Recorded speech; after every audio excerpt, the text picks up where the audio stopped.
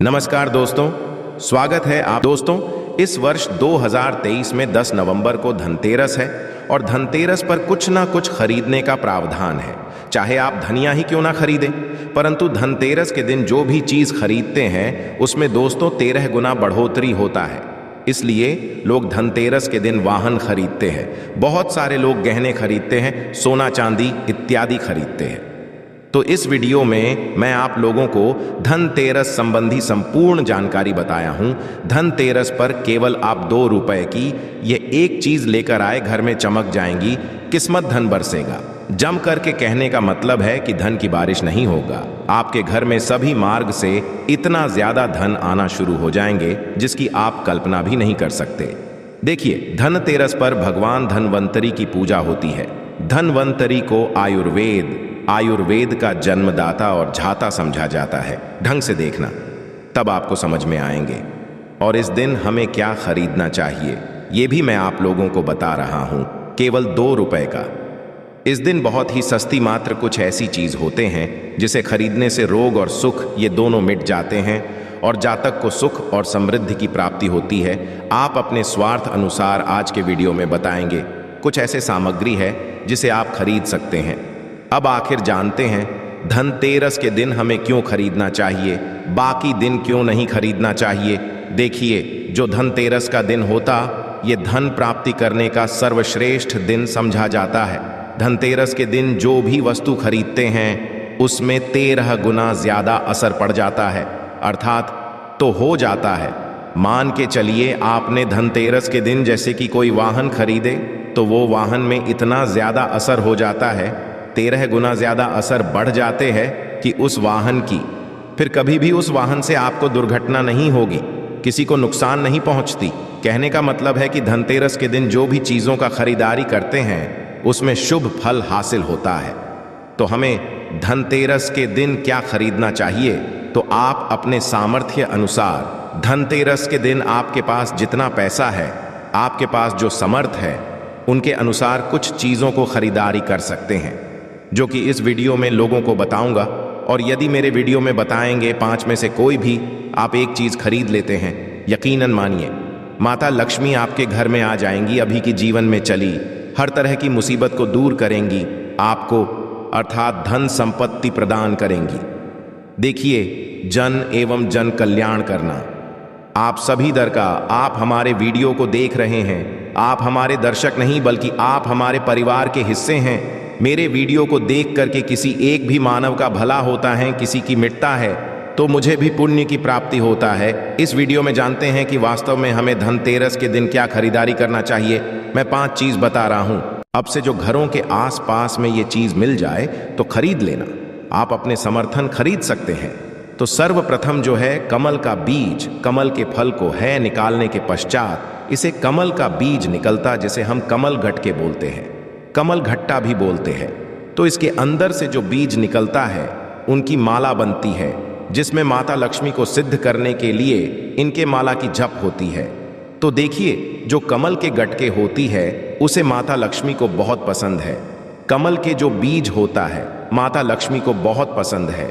तो एक काम करना, धनतेरस के दिन धनवंतरी महाराज को और माता लक्ष्मी को पंच आपको कमल का बीज कर देना और आपको प्रार्थना करना है कि हे माता लक्ष्मी, आप हमारी गरीबी मिटाएं। धनवंतरी महाराज से प्रार्थना करना है कि महाराज हमारे घर में हमेशा निरोग रहे, निरोग काया की प्राप्ति हुई, यही में आपसे आशीर्वाद की कामना करते हैं। इस तरह से प्रार्थना करते हुए कमल का बीज इस दिन खरीद करके लाइए, माता लक्ष्मी तथा धनवंतरी महाराज को समर्पित कर सकते हैं।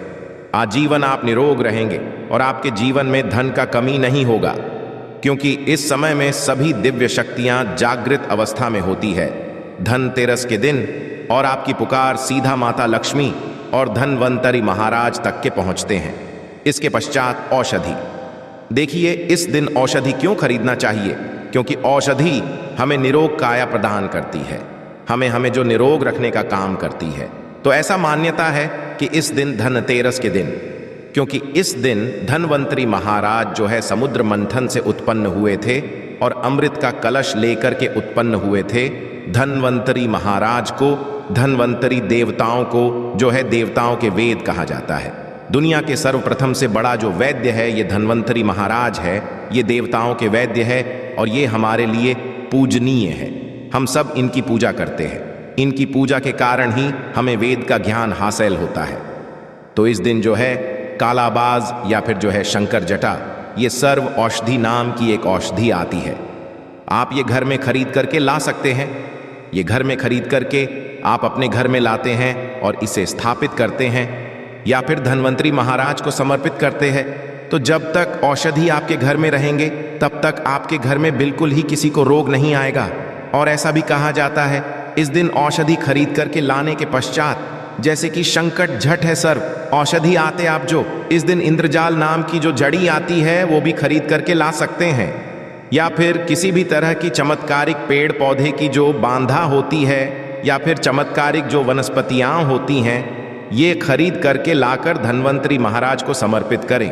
ऐसा कहा जाता है इस दिन समर्पित करने के पश्चात ये जो औषधियां होती हैं, जड़ी बूटियां होती हैं, जागृत अवस्था में हो जाती है। मान के चलिए किसी को लंबे समय से कोई बीमारियां ठीक नहीं हो रहे तो इस दिन समर्पित किया गया औषधि की यदि 2 से 3 बूंद, यदि जो लंबे समय से बीमार खाट में पड़े मानव है, चलने फिरने में समर्थवान नहीं, तो इसके नाक में यदि इसके 2 से 3 बूंद जो आप औषधि ला रहे हैं उसके 2 से 3 बूंद नस दिया जाए तो वो मानव भी ठीक हो करके कुछ दिनों के भीतर में चलने फिरने लायक हो जाते हैं। कहने का मतलब है कि इस दिन सभी तरह की जो औषधि होती है उसे जागृत करने की जरूरत नहीं पड़ती, स्वयं जागृत होते हैं। इसलिए इस दिन औषधि ला करके आप जो समर्पित जरूर करें। इसके पश्चात है गोमती चक्र और कौड़ियां। तो देखिए जो कौड़ी होते हैं बचपन में काफी खेले हैं। जो गोमती चक्र होते हैं भगवान विष्णु से उत्पन्न हुआ। एक धार्मिक कथा के अनुसार जो गोमती चक्र है भगवान विष्णु से उत्पन्न हुए, कौड़ी माता लक्ष्मी से उत्पन्न हुए के बारे में एक मैं कथा भी बता दूंगा। तो इस दिन आप अपने समर्थन 5 गोमती चक्र और 5 कौड़ी जरूर लाना पिली। कौड़ी जरूर लाना पिली। कौड़ी को माता लक्ष्मी का वाहन कहा जाता है क्योंकि माता लक्ष्मी भी समुद्र मंथन से उत्पन्न हुई, समुद्र से उत्पन्न हुई है और कौड़ी भी समुद्र से उत्पन्न हुई है। ऐसा कहा जाता है जिस स्थान में कौड़ी हो वहां पे माता लक्ष्मी खींचे चले आते हैं। जिस तरह जो चुंबक होती है लोहा को अपनी तरफ आकर्षित करने का काम करता है, उस जो ये कौड़ी है ये धन लक्ष्मी को अपनी तरफ आकर्षित करता है।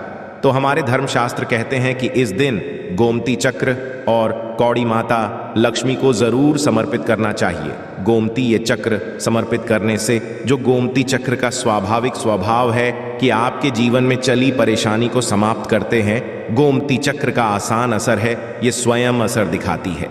जिस घर में गोमती रखा हो उस घर में किसी भी तरह का बाधा नहीं आने देते।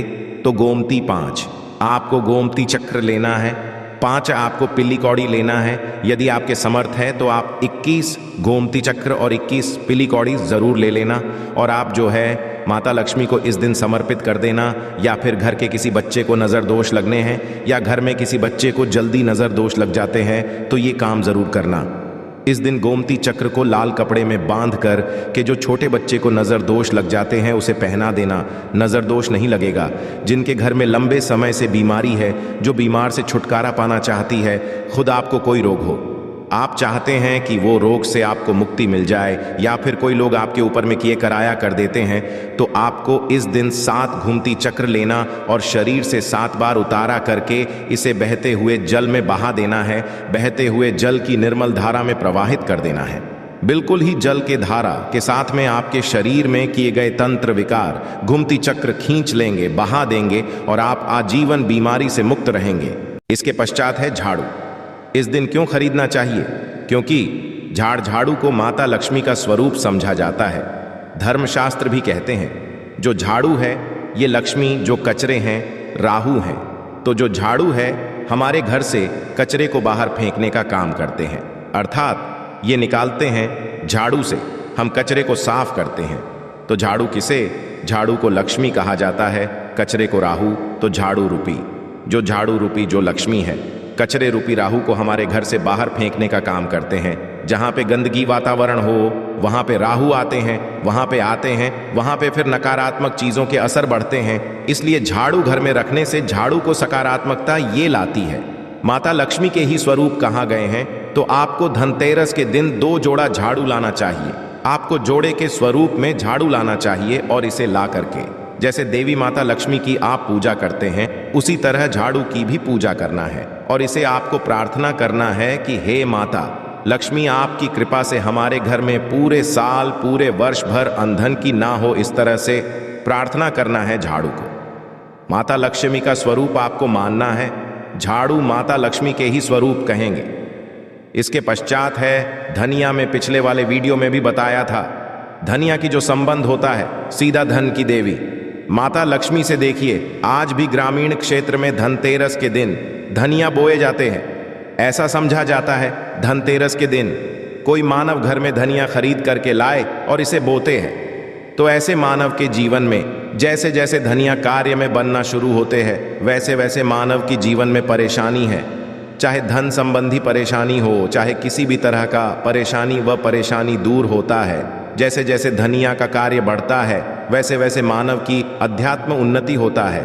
तो कैसा करना होता है, तो आपको मार्केट 1 मुट्ठी धनिया खरीद करके लाना है। आप चाहते हो तो 1 किलो भी खरीद करके ला सकते हैं, परंतु उपाय बता रहा हूं, इसमें आपको 1 मुट्ठी धनिया चाहिए। 1 मुट्ठी धनिया को लाल कलर के वस्त्र में आपको डाल देना है और इसे माता श्री चरणों में समर्पित कर देना है। आपको प्रार्थना करने की माता इस धनिया से हमारा दुर्भाग्य दूर हो।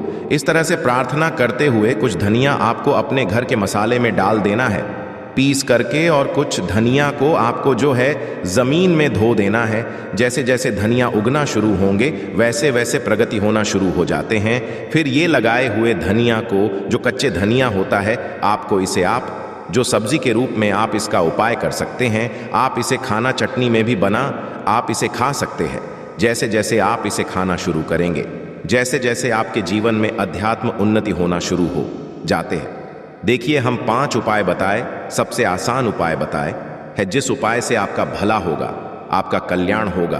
तो आप अपने अनुसार 5 में से कोई भी एक वस्तु अपने घर में जरूर खरीद करके लाइए, आपके अध्यात्म होगा। आशा है कि आज की इस प्रस्तुति में बताई गई जानकारी आपको अच्छे से समझ आ गई होगी। वीडियो अच्छा लगा हो तो एक लाइक अवश्य कर दें। धन्यवाद वीडियो के अंत तक बने रहने के लिए।